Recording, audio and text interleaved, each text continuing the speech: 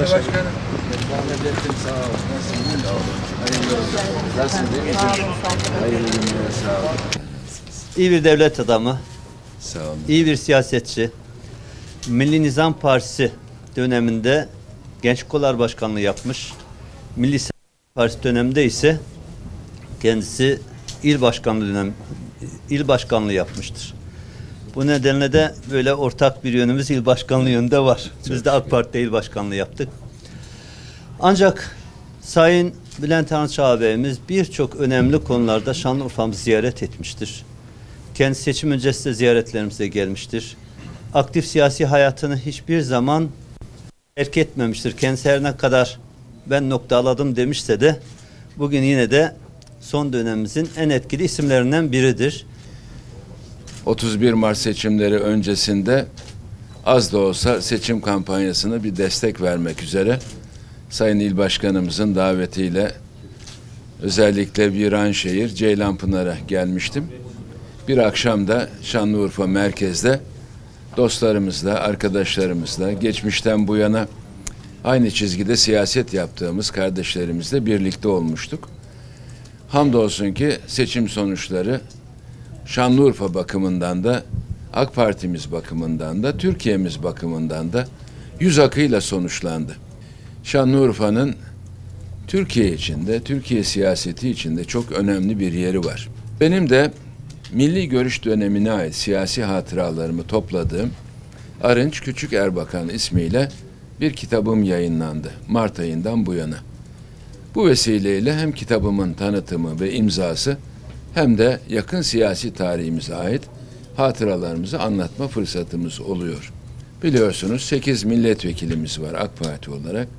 Ben de şu anda Cumhurbaşkanlığı Yüksek İstişare Kurulu üyesi olarak eski meclis başkanlarımızın 5'iyle birlikte Sayın Cumhurbaşkanımızın hemen yanında hizmet vermeye çalışıyoruz. Geçmişte devlet hayatında, meslek hayatında başarılı olmuş kişiler arasından böyle bir kurul oluşturuldu. Kendi aramızda toplantılar yaptığımız gibi Sayın Cumhurbaşkanımızın başkanlığında da İnşallah önümüzdeki günlerde 3. 4. toplantımızı yapacağız. Bu yüzden gittiğim yerlerde hem partimizi ziyaret ediyorum hem de belediyelerimizi ve vilayeti ziyaret ediyorum.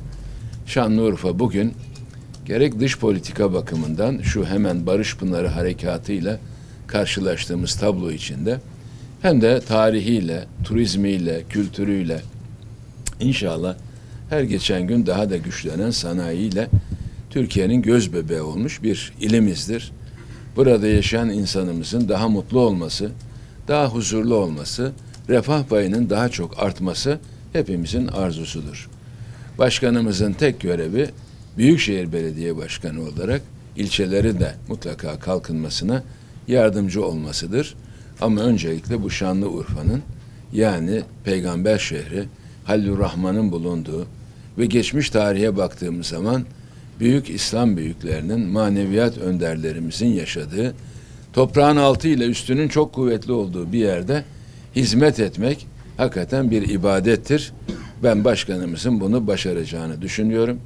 İl başkanımızın da hem bu seçim başarısından dolayı hem de daha önceki yönetimi açısından örnek bir çalışma yaptığını düşünüyorum. Efendim bunu il başkanımız da söylediler. Yani çok önemli bir konu. Çok şükür AK Parti'nin son dönemlerinde şehir içindeki askeri tesislerin şehir dışına çıkarılması konusunda çok adımlar atıldı. Bunun için imkan meselesine bakmak lazım. Taşınacakları yerlere bakmak lazım. Ben sizden aldığımı biraz sonra da belki belediye başkanımızdan bana verecekleri bilgi dahilinde Sayın Cumhurbaşkanımıza Urfalıların umumen talebi budur diyeceğim Allah'ın izniyle. Hiç merak etmeyin. Bu iş olmuş bile. Allah'ın izniyle.